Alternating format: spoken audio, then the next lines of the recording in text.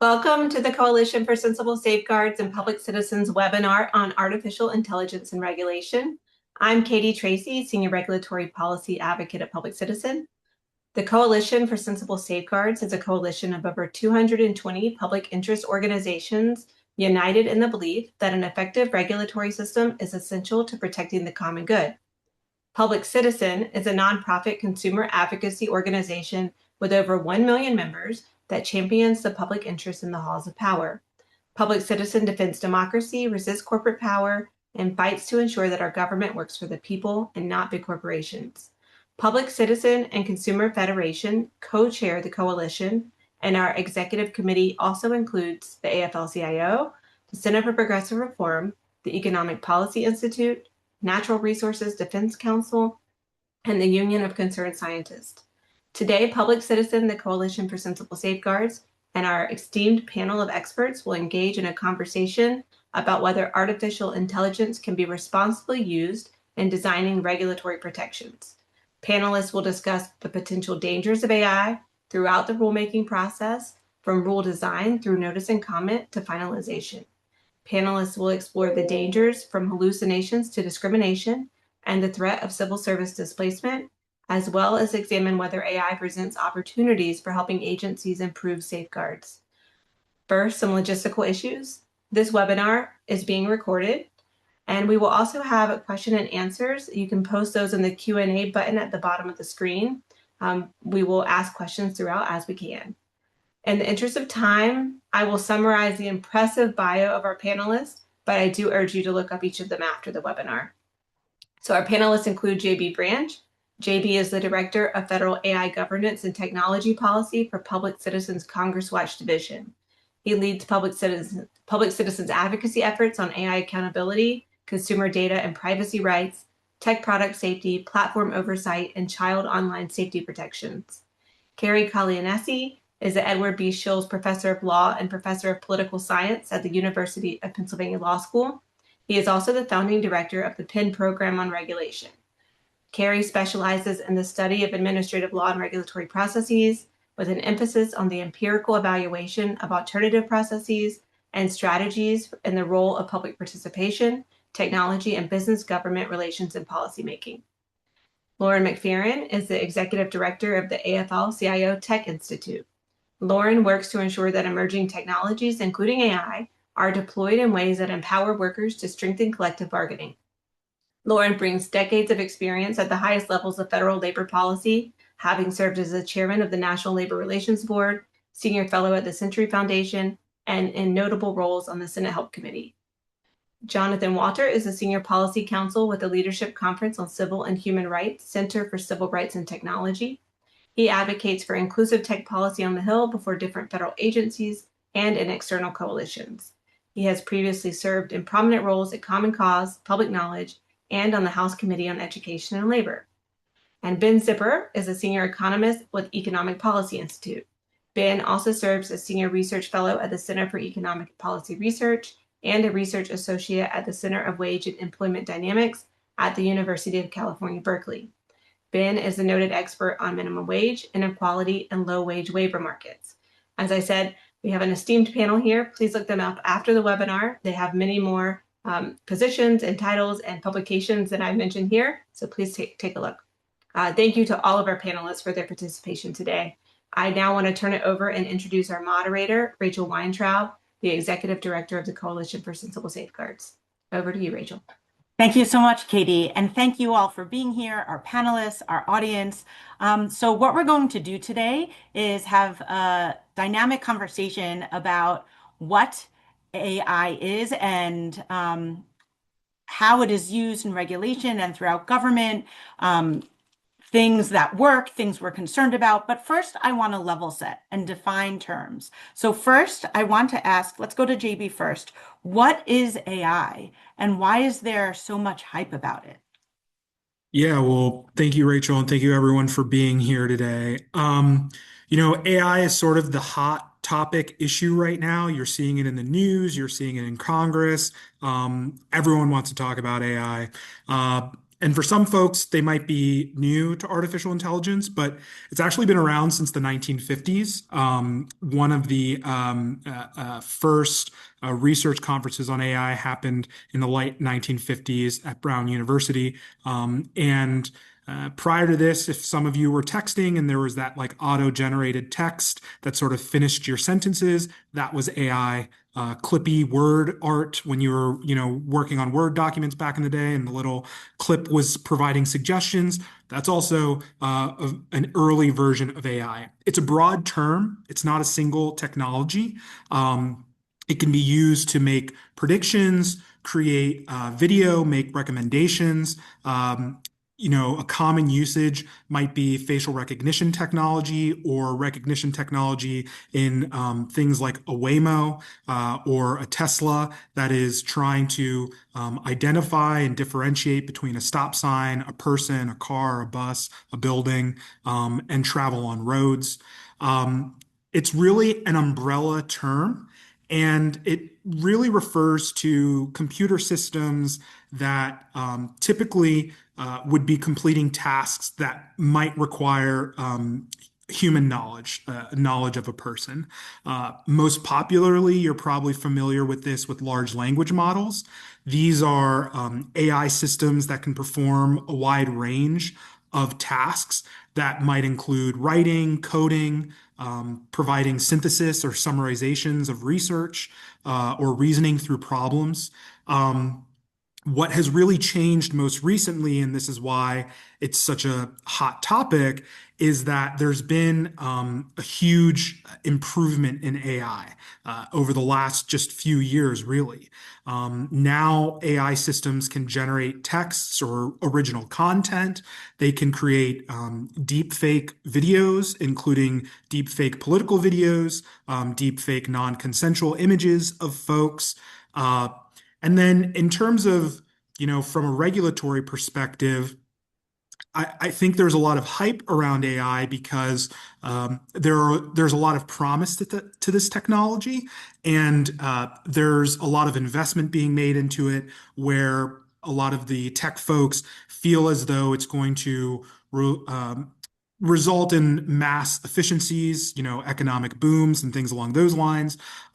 The sort of catch to that, the opposite side of that, is that right now, AI isn't being really regulated within the United States. It's not being regulated particularly well, especially at the federal level, which we'll get to later. And so there are concerns when people are using AI systems in sort of areas that I would refer to as like high risk areas. That might be things like financial loan decisions, job application or hiring decisions. Just last week, there are allegations that Meta may have used an AI system to determine who was going to be fired amongst their thousands of folks who were terminated. So a lot of good uses for AI, but a lot of potentially bad uses for AI or harms that can result in poor uses of the technology. Thank you so much, JB. That was really helpful and really helped us to level set as we begin the conversation. Does anyone else want to offer any other details about what AI is or isn't? Okay, so let's go on to the second question. In rulemaking in particular, the process of agencies creating laws, what are the risks? Are there potential benefits? Cary, let's go over to you first. Well, let me thank you, Rachel, for moderating this and Katie for organizing this. I also want to applaud JB's very thorough and helpful level setting about AI. It's not an it, even though we will talk about it as an it, but it's a they, a suite of different technologies. In the rulemaking process, actually, I convened some dialogue sessions over 25 years ago with computer scientists, lawyers, government regulators, social scientists, and data scientists who were looking at ways to bring digital technology into the regulatory process. One of the early manifestations of that was to move a lot of information online. And so we now have regulations.gov that stores a lot of regulatory information for most agencies at the federal level.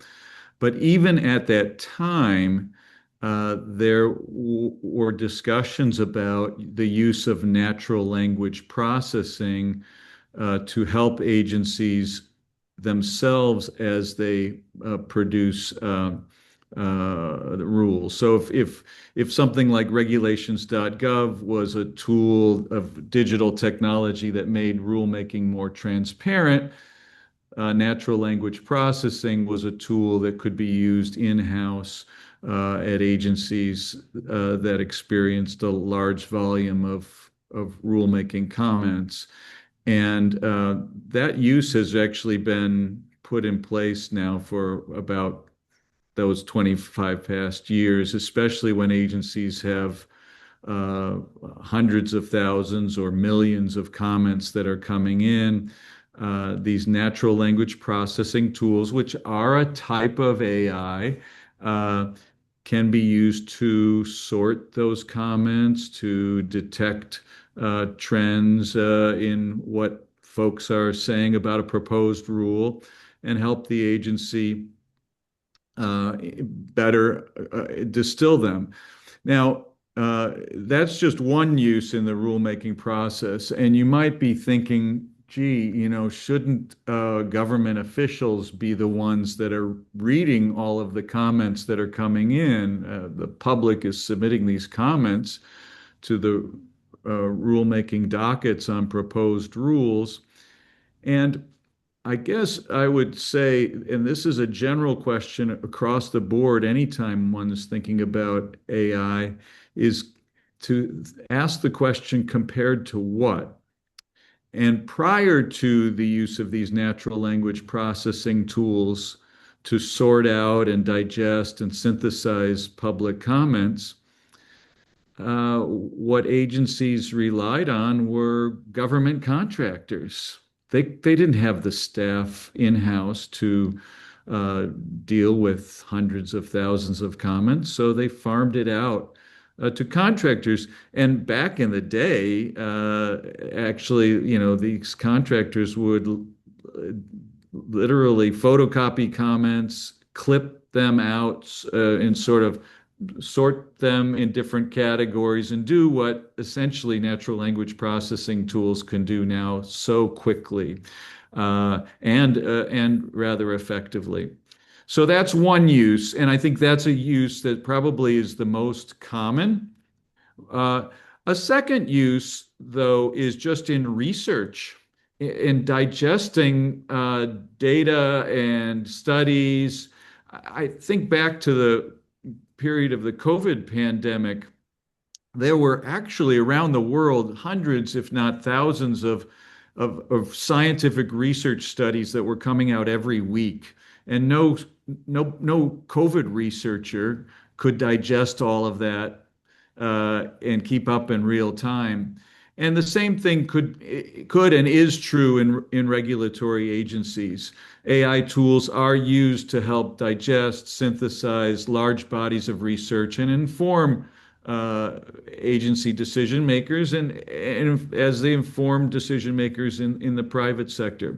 I have a database of about 5,000 designated use cases for AI in the federal government over the last several years. And the biggest category or grouping of all of these is in the area of research and analysis. So that's one area, that's a second area where this is used in rulemaking. And maybe the most controversial, a third big bucket use, which I don't think we've seen very much of yet, but this administration has announced a willingness to go to this third use case, which would be to use these large language models actually to draft regulations, maybe even to the extreme of asking a ChatGPT or a Claude or a Google Gemini,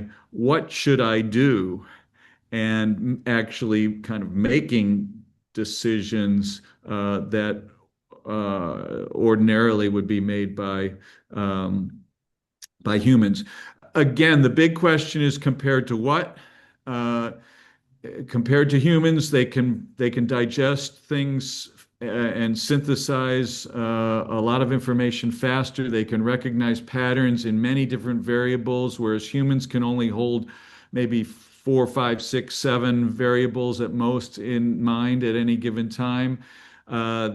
They don't necessarily require a human to know what the relationships are between different variables to make forecasts that are pretty good, maybe really good.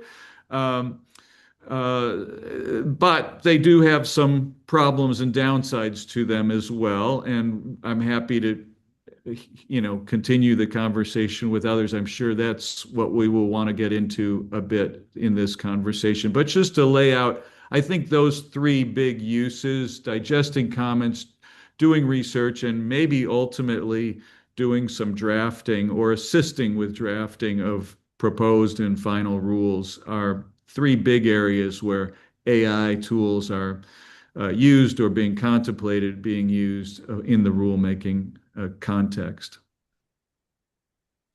Does anyone else want to add to that before we move on to the next question? Which really, I think, provided so much for us to talk about for the rest of the hour. But I want to go now then to Lauren. From inside of an agency, what are the potential challenges and uses of AI? Well, thank you so much for that question. Thank you for having me here today with this very esteemed panel. I'm quite honored. So yes, we did some rulemaking at the National Labor Relations Board. It's not the core of what we do, but we certainly do some. And we were a very small agency, and rulemaking was a big project for us to take on. Kind of from an on-the-ground perspective, as Cary mentioned, there have been software packages around for a long time to help agencies navigate comment review process. For example, we had a software package that created this coding system where staff who were reviewing comments could code them based on the topics that they addressed, and then the system would create a database that had all of the comments that were responsive to particular issues, and that was useful. It helped us ensure that we were comprehensively responding to all of the comments on a particular topic. But the database was clearly a tool being used by a human who was doing the actual analytical work of reviewing and responding to the comments. I think challenges would come. I left the agency before the technology, I think, had advanced to this point as a practical matter. But if we actually were asking the technology to do analytical work, generative AI products the technology is at the point where they could certainly review and write a response to comments without any human involvement whatsoever. Agentic AI could potentially do far more in terms of managing an entire regulatory process from start to finish and navigating, how the development and release of the rule. But there's challenges with thinking about how you could even wrap your head around that happening. First of all, the technology is just not that good. Generative AI, for example, at this point is bad at complex legal analysis, particularly in kind of niche areas. I think you could potentially get really bad comment responses, and that would, unpredictable, unreliable. That doesn't necessarily make the rulemaking process better or more efficient. The technology could be used in kind of inexpert ways. One thing is important to understand about these AI systems, for example, is that they're trained on data. They have to use something to teach the product what a comment looks like and what a regulation looks like, and how to write like a comment and how to write like a regulation. I think you would need to know a lot about a product and how it was trained to know if it was relying on material that it would be inappropriate to rely on, if it was relying on things, substantive analysis of things that are outside the administrative record. There's a lot of potential pitfalls there. I think it could further reduce the role of comments. Comments are supposed to influence decision making, and that's something that we took very seriously. And I know people talk about, oh, the comment review process is just this kind of pro forma thing that we all have to do, and we're all going to do exactly what we're going to want to do anyway. And, from someone who's, at least in my agency, like, we really took the comments and responding to the comments and considering the comments very seriously. And I think if that were all being done by an AI product that could then subsequently, and with some level, even with some level of subsequent human review, it takes away the significance of the comments in the analytical process that the agency is going through, which is both, kind of contrary to the intent of the APA, but also I think could make more resource intensive forms of influence, like weighing in with OIRA and things like that, to become potentially more influential in the process if the comment review process is just this pro forma thing that very few people pay attention to. And I think there are, and I would defer to the professor here, but certainly, implications for the APA's requirements of reasoned decision making and such. Courts review. We were always, when we were making a rule, very careful to think about what a court is going to be looking at, and a court's going to be looking at whether we've made a rational and supportable connection between the evidence and our reasoning and the ultimate decision. And these AI systems, they're not just kind of executing human tasks. When you get to the more advanced systems, they're learning from their own processes. And that creates something of the term that tends to be used as a black box, or something you don't really necessarily know what steps the product undertook to get to certain outcomes. And I think that could be potentially problematic for a court that's trying to review whether the agency in fact engaged in the reasoned decision-making process that it was supposed to. Thank you so much. Does anyone want to add anything else to that piece? I had more, I don't have this is more of a question, actually. Lauren, you were talking about the comment process, and I wonder, in your experience or in the others here who have followed this or worked in government more closely than I have, in addition to the challenges that AI poses for, how to review comments, to verify that information, and so forth. What are there now challenges from just mass generation of comments? AI making it very easily to superficially generate lots of text. How are agencies handling this in some way, or are there proposed solutions? I'm just curious. I don't have any ideas, but I wanted to know from the rest of our panel what you all think of that. I'll turn to Cary, because he probably knows more about that. In my experience, this is a compared to what thing, like you said, Cary, where compared to the thousands and thousands of postcards that we got that all said exactly the same thing. That again, we did have technologies that helped us identify duplicative comments.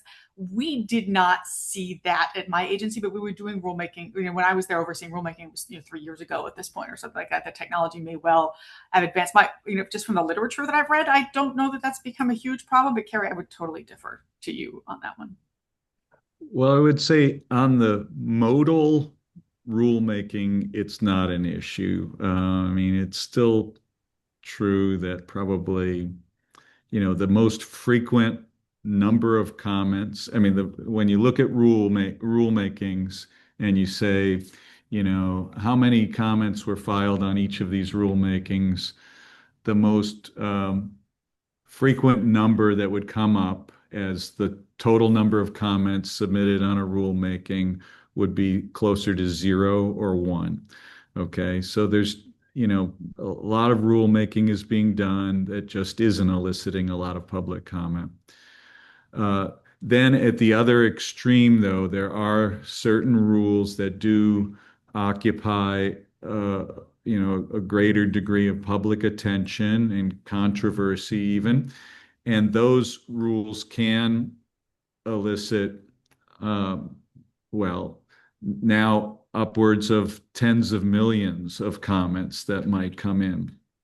The problem for agencies, the challenges that they face in digesting millions of comments and how to even think about what mass comment campaigns mean is something that's occupied folks in government and in the administrative law world for quite some time now. If one wants to go to the regulatory review, a publication that we put out through the Penn program on regulation, we've actually published over the years several online conversations and exchanges between scholars and government officials and others about what does mass commenting mean. As a legal matter, I think there's widespread agreement that the commenting process is not a plebiscite. So it's not, from the standpoint of the agency and its decision making, it's not charged with just tallying up how many say they favor the proposed rule and how many are opposed to it, and then going with the majority. In fact, if you go back to the 1946 Administrative Procedure Act and the legislative history around it, the purpose of public comments is to inform the agency and to give it information. And within that context, I guess I would say two things that are new about AI that change this possibility of mass commenting, which has been around now for over a decade, because people could go to a website, press a button, and send in mass comments. Send in comments, and that's how you get rules that have millions of comments.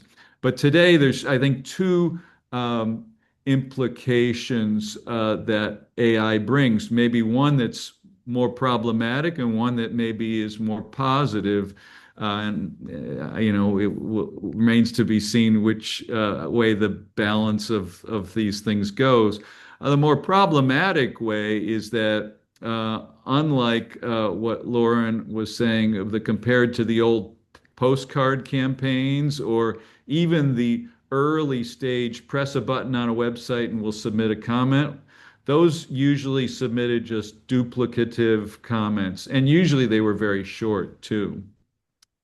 Now it's possible to create digital tools that say press a button and send a comment, and a customized comment that may be even more fulsome than just a one line, I support it or not, is possible. And it may evade some of the, if you will, the duplicative tools that agencies were relying on, and makes things just harder to manage. That's maybe the more problematic or challenging side with respect to mass comments and AI. The more positive might be that these tools actually enable, citizens who are concerned anywhere in the country, regardless of their technical expertise or their backgrounds, to submit informative comments, not just the postcard like I support or I oppose, but to actually compose something that's substantive using an AI tool for research support that might actually help the agency make a better decision. That's the potential upside for AI when it comes to these broad-based mass comment kinds of scenarios. We may get more comments from digital tools, but with AI, maybe we're getting more meaningful comments that have a more informative meat to them that agencies are supposed to be paying attention to. There's a question from the audience that goes to the practicality of this, that how it would actually work at an agency. While the AI is sorting comments into categories, who determines the categories and who tracks the comments that are rejected or not or included? So it's basically, what's the relationship between the technology and the employees at the agency, and how is that structured? Who can take that? I mean, in my agency, it was the people who made the categories, and the people, the attorneys who worked for the agency, who said these are the kind of questions that we think are the sub questions under this part of the regulation. And people went through and coded the comments. They read them and coded them. And the technology was basically a sorting system. It said, okay, well, in response to this sub-question, reviewers tagged 50 different comments that had something responsive to that sub-question. So then when you were writing and you wanted to say, let me see all of the comments that are reviewed in conjunction with this sub-question, the database could provide it for you, but there may be more advanced technologies at this point. Yeah, I mean, some of the large language models now can do that kind of sorting on their own. If you prompt it to say, sort these comments into what you see as the major areas of concern reflected in the comments, it can do that kind of a task. How well it can do it, it's still something I don't think we have really good research to confirm how well it does relative to these other things. In some, it may be in some instances it does a little bit better job, because in the old format where the human is determining what the category should be, the humans might miss something. And maybe you want the generative AI tool to kind of explore the comments and really bring to the fore voices that otherwise an agency officials just might not think were there to code for in the beginning. It's also, by the way, I think I want to just add one little comment, adding on to what JB was saying earlier about what AI is. Just, it's important, I think, to see that there are lots of uses of AI that have been around for many years that would be considered what we would call narrow AI. And I think what Lauren was talking about, where agency officials really define the parameters very carefully, and it's a tool designed to do one task, and the humans define the objective. That was for many years what AI was all about. And it still is in a lot of instances where agencies are using AI tools, say on the regulatory enforcement side, to say these are our parameters for flagging potential fraud cases or whatever. The narrow AI should be, I think, distinguished from general purpose AI. And that's what I think most of us are encountering today with these large language models like ChatGPT, for example. And they are not designed for any one particular purpose, but can answer lots of different questions. And I think those create bigger questions about accountability, about efficacy, and ultimately about what the courts would allow if an agency were to come and say, well, we're doing this because ChatGPT said so. Well, I want to add on that last point, Cary. I think that's a good handoff to the comment that I was going to make, which is that we have to also understand that these large language models, the ChatGPTs, Claude, they're not like value neutral, right? They have values that have been embedded in them through training. And so you almost have like a layered response in answering this question of like how this decision is being made, because yes, it's the individual employee, and that individual employee through their prompts, which are basically like requests that they're requesting of the large language model to generate an answer or a response. So, an example of a prompt could be, distinguish this by gender, or distinguish this group, by race or something like that, to start sorting things out.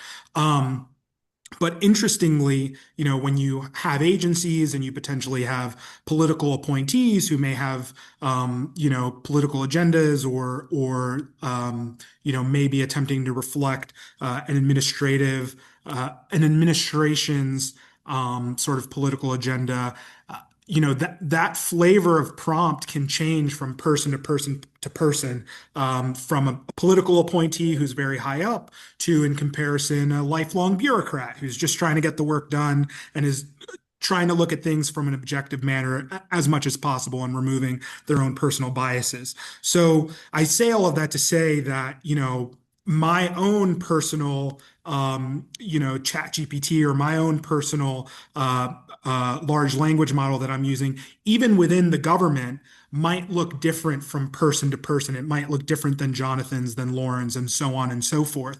And so when you're talking about this sorting, that sorting is not happening the same across employees. It's not happening the same across agencies, and it's not happening, the same in terms of potential political biases or agendas that people are trying to pursue within the administration, or the administrative state. It's a very, we're almost entering a world in which, you know, the way in which things could be sorted could be very individualized, and that has its own concerns as well. Thank you so much for that very clear answer to something that seems to be infinitely variable. I want to move now to workplaces. And what are risks caused by AI to workplaces, specifically to public sector, civil service? And I want to go to Ben first for this initial response. Yeah, so if we're just talking about risks, I think that one of the main risks of AI at any workplace is its potential to being used as an excuse to or a cover to do things employers want to do anyways, but these are things that would be illegal or sanctioned or viewed as bad behavior. We kind of mentioned discrimination. It could be increasing the pace of work in unsafe ways and so on. And this workplace risk I think, has a very particularly nasty interaction with the public sector in the context of having a bunch of policymakers who want to cut and eliminate public services and destroy public sector and employment. And that's because the public sector doesn't really have a market test that can push away from those negative uses of technology. In the private sector, a company could decide to use AI to make their employees' jobs more onerous, or more miserable. And if they do that, they can sometimes face retention and recruitment problems and not be able to deliver the goods and services that they need to make a profit. Or a private sector company could replace all of their workers with AI, but then their product quality would probably suffer and they'll lose sales. In both cases, that profitability check pressures a company in the private sector to reverse or change those decisions, or they have to shut down entirely and their competitors expand with a better business model. But there's no profitability check on the public sector. It's hiring, its level of service, it's entirely driven by politics. So if a public sector uses AI as a way or an excuse to make public servants' job worse or to cut public services, there's not a non-political check on that, and public services just suffer. And I think there's another layer to this that's even worse, because we know that many interactions with the public sector have often higher stakes than in the private sector. A common example of using AI in the private sector is search and product recommendations, like when Netflix or Disney recommends a show to you. If those recommendations aren't very good or they don't make any sense, there's not a lot of harm socially. There's maybe a small profit ding to those companies, and maybe they try to improve their recommendations. But in contrast, when you have AI being used that incorrectly marks you as ineligible for Medicaid, misinterprets legal logic, prevents you from getting food or housing assistance, one that maybe delays you from enrolling your kid in public school, those have very serious consequences. And it's not that private sector decisions, JB mentioned some earlier about like hiring decisions or firing decisions, there can be potential for abuse too. But, by and large, public sector services exist because they are providing a directly socially meaningful service. And so getting those wrong almost always has acute consequences. So I worry a great deal that when you have a government and policymakers basically out to destroy huge portions of the public sector, wholesale implementation of AI will provide them kind of a social veneer just to do that, rather than using technology to, in more positive ways, to improve the quality and breadth of high quality public services. Anyone else want to comment on that? Okay, so then let's I just move wanted to, to, go ahead. Go ahead.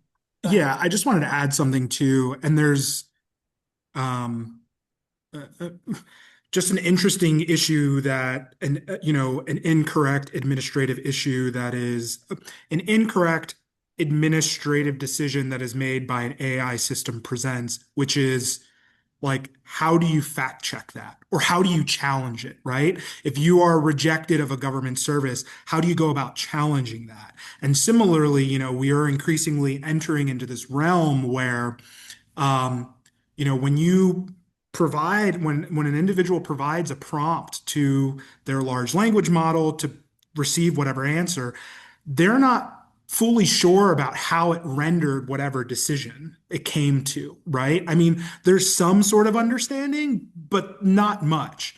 And, um, you know, AI safety scientists themselves, it's an area of research referred to as explainability, basically trying to crack open the AI model and have an explanation as to how it came to render whatever decision. But they will tell you themselves, like, we don't necessarily fully understand. We have an idea of the weights and the variables that may be considered, but how it actually comes to XYZ decision, we're not fully certain. And that has really big implications for a decision to remove someone from Social Security benefits, for example, and you're trying to challenge that. You used to be able to have some documentation to come to that conclusion. But, in this new AI era where an individual might be sorting things out and it goes into what some folks refer to as the black box, that answer might not present itself and that evidence might not necessarily immediately be available.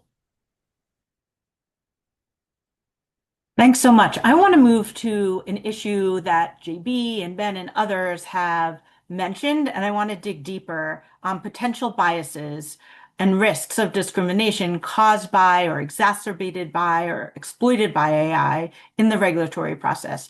Jonathan, want to go to you first to discuss this. Thank you so much, Rachel. And as you said, I think all of the other panelists here today have kind of done a fantastic job touching on some of the potential risks of biases in AI systems in the regulatory process. So, top of mind is obviously just going to be the risk that AI is going to be biased in how it interprets a given comment or group of comments based on what class of person, what kind of organization it's from, or the language used in that comment. And so, it may improperly group certain comments together. It might, under, certain direction, just outright ignore certain comments. Um, and I think it's important to kind of zoom out when thinking about this. So, earlier, last year, it was widely reported that Doge had designed and deployed an AI tool to identify which federal regulations to eliminate. And earlier this year was also revealed that Doge staff used ChatGPT to identify and cancel grants with any mention of DEI in it. And so I think those two examples together really help to illustrate the risk inherent here because it would have been just as easy for them to say, hey, we're just going to delete or ignore any comment with any mention of race or disparate impact or gender or whatever protected class, kind of might have a stake in that rulemaking.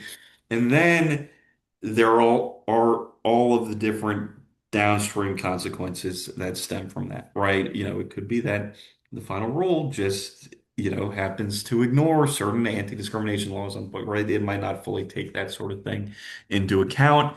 It might not reflect the amount of participation from a certain group, be it directly from certain communities or from groups that represent them. Um, and then there's also kind of secondary concerns about, misuse of data and that sort of thing as well.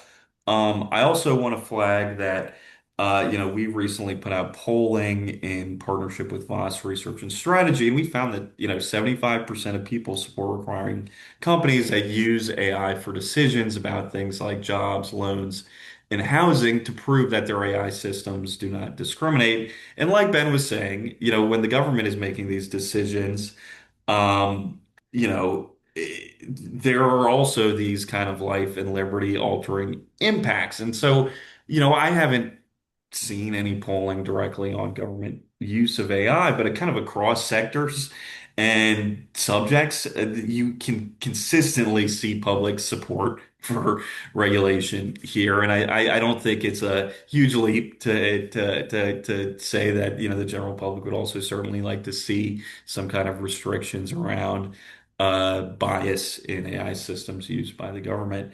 And with that, I think JB is going to touch on the fantastic work that him and Public Citizen have done around Grok, because procurement is obviously a massive piece of, how you kind of attempt to solve some of these problems. Yeah, thanks, Jonathan, for that pass off. I think one sort of big concern from a regulatory perspective, and applicable to all agencies or all employees who are using AI, is this quality control check, validating some of the claims that are being made. A lot of this technology is new. There's plenty of like vendors that are coming out. We have this new AI product, yada, yada, yada. Sometimes when you actually look into the products, there's actually no AI involved at all, but like AI is the new hot thing that everyone wants to talk about. There's a great book that talks about this called AI Snake Oil, which I highly recommend, which is really talks about folks who are peddling, these claims, but there's no real way to like validate that, right? And I think a lot of folks here might be thinking about procurement or agency decisions at the federal level, but as we know, as you get lower and lower state and local level, they have even less and less resources to really validate some of these claims. So then you have concerns at local government about how valid some of these systems are. A really infamous example of AI going awry was facial recognition technology called Replica that was used, that erroneously tagged Black members of Congress as criminals, right? Highlighted them as like inmates and criminals, and there was a lawsuit brought by the ACLU. There's another infamous example of an AI system that was a hiring system that started rejecting women for computer engineering positions. And why was it doing this? It's because it's being trained on previous historical data. And so it was amplifying a lot of the biases that was hidden in that data. Sometimes I refer to AI as a mirror of society, because the data that you put out, a lot of the outputs that are generated mirrors some of the ugly stuff that society doesn't want to acknowledge. And then you see it in these outputs or biased decision making. At Public Citizen, I've been really hammering on XAI's large language model, Grok. The Trump administration put out an executive order called the Woke AI Executive Order that stated that all large language models procured by the federal government had to be truth seeking or objective, right? And so that was the standard by which they were going to be procuring large language models. There's no real sense as to what that actually means, what it means to be objective according to the Trump administration. But when they entered into an agreement with Grok, this came after This came after there was the incident in which Grok referred to itself as Mecha Hitler. And not too long after, Grok was also basically generating white supremacist conspiracy theories about South Africa and a variety of other things. And so if someone is in the federal government using Grok, there is a deep concern that whatever output it's providing could be a potentially, very biased output based on, again, whatever agenda that an individual is using to, make this system. In Elon Musk's own words, he wanted to create Grok to be the anti-woke large language model. So, whatever that means, that is going to be, embedded in the output that it creates. And the last thing that I'll say too is that the sort of next era, the next iteration of AI that we are moving towards is what's referred to as agentic AI.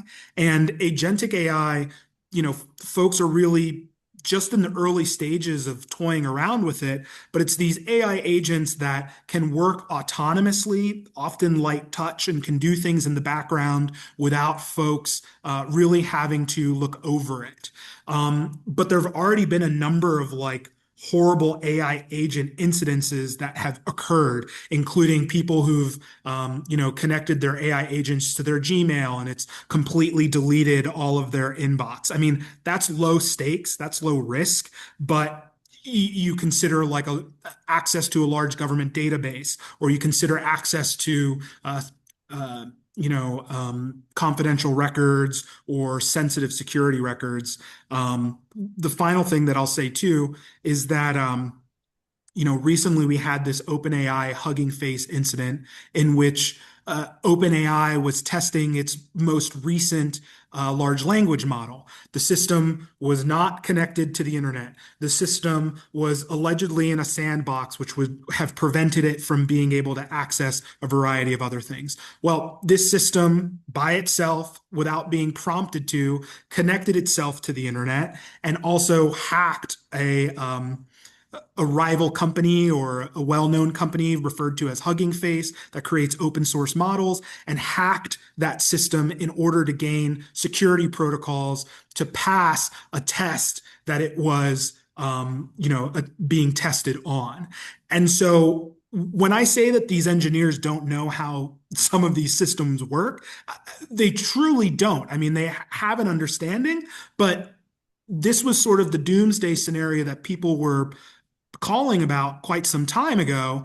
And a lot of these companies were saying, no, that's all sci-fi. That's not really real. And we've now sort of crossed a red line where that security incident has happened and we're not going back. I mean, it's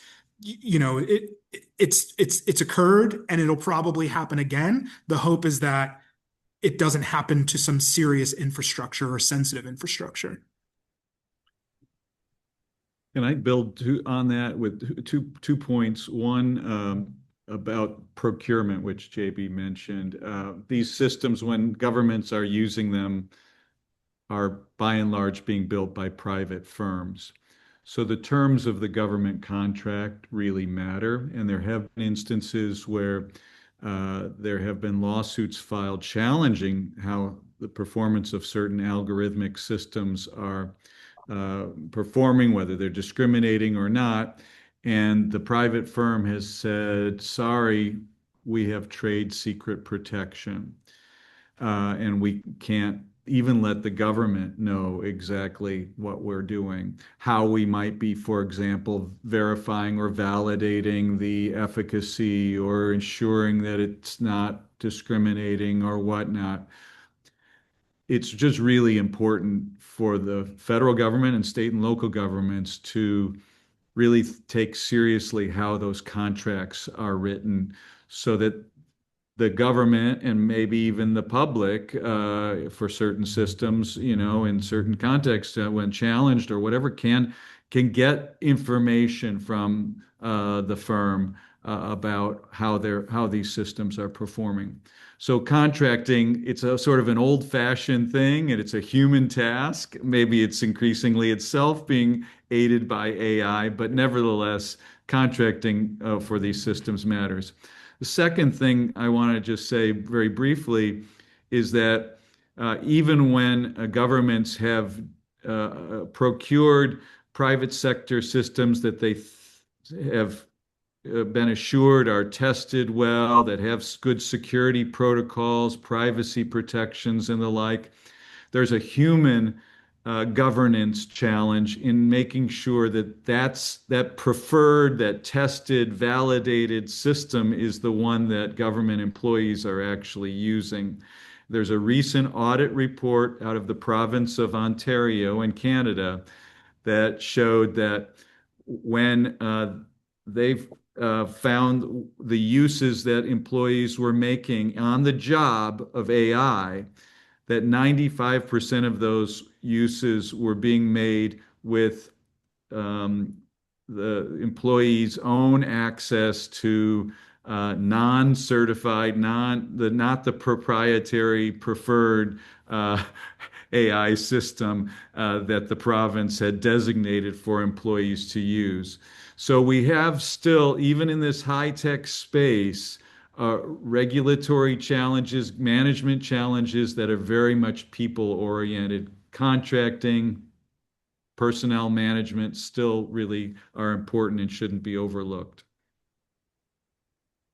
So I want to talk about potential solutions or how AI and the regulatory process is being addressed by Congress. Are they helpful, not helpful? Is there a lot more room for engagement?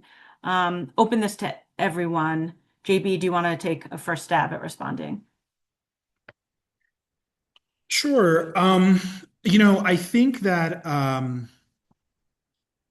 well, really within the last month, there have been a flurry of congressional bills that have come across, and I've just been in a catatonic state trying to deal with all of them because it really has been that many. There have been a variety of congressional bills that have been proposed, and I would kind of put these into two buckets to just make it very simple. There are those that are really attempting to address the issue in a regulatory manner. And then there are those that are trying to propose preemption as a potential solution, which can cause a variety of issues. And the reason why is, well, first, for those who are unaware of preemption, it is the legal principle that allows the federal government to supersede state laws. Right now, there are no federal AI frameworks in existence that rule. And so as a result, a variety of states have passed AI legislation to regulate AI. And so some of the bills that have been proposed at the congressional level have involved preemption, which would supersede some of the state laws that are even on the books, that are even regulating as it is, which from public citizen standpoint is not a good idea. And then, from the sort of agency regulatory standpoint, agencies were under the Trump administration were to have now come out with their not only their use cases, but their internal policies around AI. Some agencies still have not uploaded those or provided those to the public. So that's concerning. The Trump administration recently announced a AI clearinghouse. This was in response to Mythos. That is a model created by Anthropic.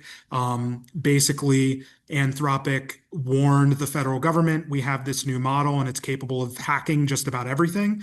There was one national security expert who claims that Mythos was allegedly able to hack national security infrastructure in a matter of hours, which some of our adversaries like Russia and China have not been able to do for quite some time.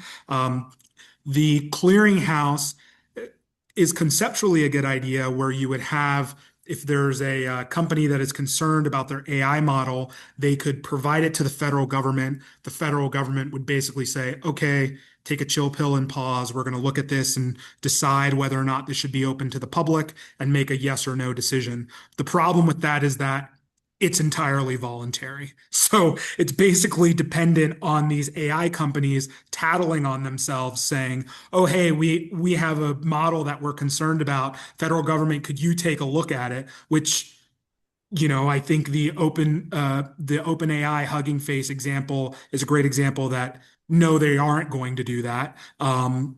So, as it stands right now, there isn't really much of federal guidelines or federal AI frameworks regulating this.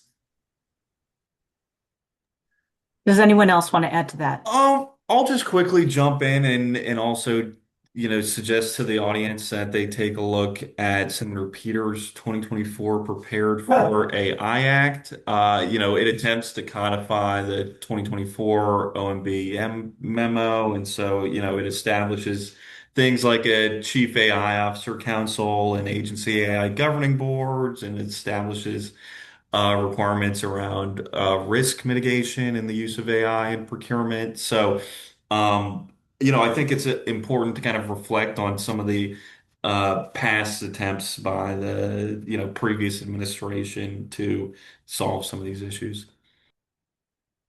Great. Thank you so much to each of you, to Lauren, Cary, Ben, JB, Jonathan, and to Katie.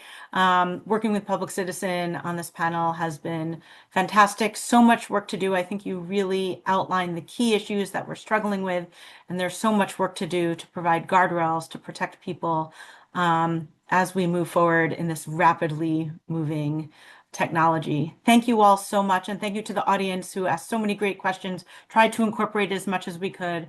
Much more to come on this. Thank you very much. Have a great rest of your day.